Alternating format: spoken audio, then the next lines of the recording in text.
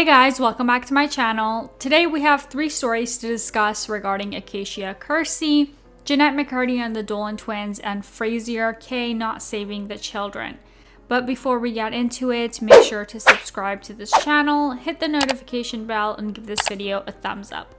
Alright, let's get into it. Oh boy, Acacia Kersey, aka Acacia Brindley, here we go again. If you don't know Acacia, she's been online forever. She started generating a following from Tumblr, and some of you watching probably don't even know what that is, so she's been around a while. Odd that she's still around though, because she really shouldn't be. She's no stranger to controversy, but she never seems to learn a lesson. Honestly, it's almost kind of impressive, but mostly sad. Girl needs to take a break. Today's controversy with Acacia is about presets. If you don't know, presets are basically filters you can purchase from people who design them. Our protagonist from today's story, Ashley Levi, explains it well. Basically, they're filters for pictures. It's settings in the app Lightroom that you can save and then sell, obviously, and there's a lot of work that goes into it if you're going to do it right. I guess most people forgot that this is something that can be done for free, but hey, at least we got a new job market for some creatives. That's always good. Presets can be purchased in packs, often with a similar visual theme. Acacia Kersey has been selling packs, but apparently none of her own creations. Ashley noticed Acacia posted an Instagram picture with one of the presets that she made. She double-checked her selling platform, and sure enough, Acacia purchased a preset pack from her, even using her real name.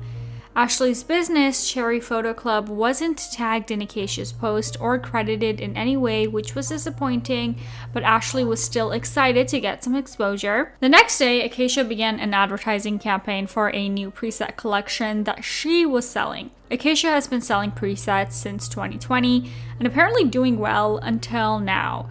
Acacia, with her lack of common sense and lack of foresight, posted some before and after samples of her preset collection. Ash took these photos to Lightroom, compared them to her original presets, and it appeared to be a match. It's obvious Acacia has been inspired by Ashley before, but Ashley didn't think it would get to this level. Acacia dropped a photo with a preset on it and gave a disclaimer about what light works with this preset and what doesn't. Funnily enough, Ashley posted the same disclaimer when she originally released that exact preset. Ashley kept following along and taking screenshots until the presets dropped, and that's when she checked to see if the edited photo had the signature waves she puts in all of her presets, specifically in case they were copied. She saw that Acacia's presets had this curve and decided to confront her. Ashley shared their conversation, which will be up on the screen. I'll read some direct quotes, but generally continue summarizing, and you can pause to read exactly what was written if you feel inclined. There were a lot of messages, so bear with me. Ashley says that she noticed the similarities between the presets. Acacia apologizes and says she did buy the pack and she was inspired by Cherry Photo Club's presets, but assured her that she did make them herself. She likes to support small businesses since she makes money this way as well. Acacia offers to remove the one preset Ashley mentioned so far, but at this point, Ashley had noticed 6 presets that were the same. Acacia asked her which 6 she was referring to. It's odd because you'd think Acacia would know and wouldn't need to ask which 6, unless perhaps she copied more than 6 and was trying to get away with only taking 6 of them down. At this point, Acacia also offers to shout out Cherry Photo Club, which wasn't being asked of her, and Ashley clarifies this, but Acacia just wanted the offer to be known. Acacia took down her pack while this was being sorted, almost making it seem like a favor to Ashley that she was taking them down, but Acacia said that she would replace the presets with ones of the same name since those were her original names, and then she replaced them with presets from her previous collection. At this point, Acacia is hoping that this is the end, but Ashley knows how to advocate for herself, and girl is not satisfied. She said that she doesn't feel like it's resolved until Acacia owns up publicly. Ashley starts to realize that there are many copied presets, and some of her presets were even used in the marketing campaign, which means that she sold these packs using stolen presets, but she's also bringing in customers by using a stolen preset. Acacia offers a percentage of sales plus a bump for any missed traffic that would have gone to Cherry Photo Club. Ashley said no. Ashley also points out that Acacia barely even changed some of the names, referring specifically to Ashley's preset called Pool Boy, which Acacia labeled Playboy. Really creative. Acacia is jumping from number to number when talking about how many original presets she made prior to releasing the pack that didn't end up getting released, which has Ashley sensing dishonesty. Eventually, Acacia straight up admits that several designs were not altered. This is when Acacia starts to talk about her money issues and writes how desperate she and her family are for this income. Apparently, in the few hours that her preset packs were up, she made thousands of dollars. Ashley blurred out any numbers out of respect. I can't speak on the truth of what's in her bank account, and I know that her daughter has a lot of expensive medical bills, but Acacia also flaunts many luxurious purchases. Acacia said the online bullies are so bad that they continuously block any stream of income that she manages to acquire, and she really needs the business and doesn't want the bullies to have more to work with. She appears petrified of the internet bullies. That sucks, and I empathize with the money struggle, which is why I would never do anything to risk my limited income, such as, I don't know, selling something that isn't mine to sell. Also, like, random side note, I don't know much about Instagram presets and why they're even like valuable enough to pay for. Like, aren't they just the same thing as filters? But also, I don't know why they're valuable enough to copy. Like, can't you just, like, I don't know, make them yourself? I don't know. Like, why would you feel the need to steal someone else's presets? Am I missing something here? Please, I'm not trying to, like, be bitchy. I really am I'm asking this. Comment down below. What's so special about Instagram presets that she felt the need to, like, copy this? Acacia is pleading with Ashley not to go public and keeps trying to work it out privately. But everything she is offering doesn't seem like enough, and Ashley wants to make sure Acacia understands the gravity of her actions, as thus far she doesn't seem to really get it from Ashley's perspective. Acacia said that she is extremely anxious, but is doing the best she can to communicate. Ashley said she is sorry for her situation and doesn't want her to be bullied, but it's just unfair for Acacia to ask her to keep this a secret because hiding something doesn't sit right on her conscience. She feels Acacia is being dishonest and thought that she keeps saying how bad she feels and how big of a mistake this was. She still isn't really apologizing or accepting any consequences. Acacia apologizes and remains adamant that she made loads of changes to all the presets and only used Ashley's as a base. Is that even still okay? I don't know. Ashley seems peeved by the word base, and Acacia apologizes if that word choice made her feel undermined. Acacia swears any identical presets were an accident. She says, I would never do this intentionally. Ashley feels that Acacia offering her a payout feels like it would be in exchange for her silence, which is unfair from Ashley's end of the stick. And Acacia said she isn't trying to buy silence, but trying to communicate her regret and literally pay back Ashley any money that she lost, and that she would feel better if Ashley had financial compensation. Acacia is clearly not having a good time and is panicking about her ability to provide for her family if she no longer is considered a legitimate seller for presets. They discuss what would be an appropriate way to apologize and write out a statement for Acacia to address the situation. People are beginning to recognize the similarities in the presets. Acacia posted the apology to her story right after a swipe up link to her shop. Many called her out until she put it on her feed. Fans are not thrilled with Acacia's apology and response, but also not being overwhelmingly cruel. They just want her to be held accountable and are disappointed that she's repeating mistakes. Also, Acacia unfollowed Ashley, which is just so petty, but okay. Ashley says that she understands Acacia's hesitancy to go public with the truth, but repeats that it is the right thing to do at the end of the day. People are starting to ask for refunds, and Acacia is so desperate that she's making sure the people who got refunds had purchased in the morning, and even asks their time zone before reversing the funds back into their accounts. Ash said that she needs to refund everyone, so she eventually did and took the pack down. Ashley asks for proof.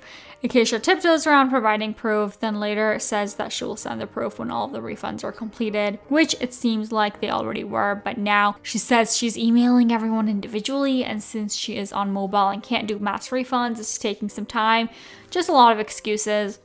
The day after Ashley posted her side of the story on YouTube, she went on her Instagram story to say thanks to everyone, suggest anyone who wants to send her money to send it to some of the favorite charities instead, and said that she wants to get offline for the sake of her mental health. The last thing Acacia said was to Ashley in their DM conversation, and she said that she would be away from the internet for a few days. The two seem to have mostly settled the conversation, but I can't say either party is particularly happy about it. It seems like the resolution we have for now. Ashley sent some long messages about how it is unfair that the burden to explain the situation is falling on her because it should be Acacia's responsibility. She is frustrated as this continues to realize more lies as she rereads their conversation, and she continues realizing more presets that were stolen. Hopefully Acacia stays offline and gets her ish together and figures out how to responsibly earn and budget finances and come back having learned something new. All right, moving on. Jeanette McCurdy had the Dolan twins on her podcast, Empty Inside. I don't want to spend too long on this because a large part of their conversation was about the way that they've been negatively affected by the media and fame in general, and I just want to be respectful of that, but I will give a quick rundown and try not to let anything get misconstrued. Most of their discussion was about their less than fond memories of being in the public eye and the way that it's impacted their mental health and individuality. Ethan says that he and Grayson both struggled with eating disorders and feeling extremely insecure. Pretty bad timing. We kind of had I guess looking back on it now, pretty severe eating disorders, and it just really messed with our heads. And both of you. Yeah, I was really wow. Unconfident, and I hit it all the time. This led to them taking a break from actively posting on their social media accounts.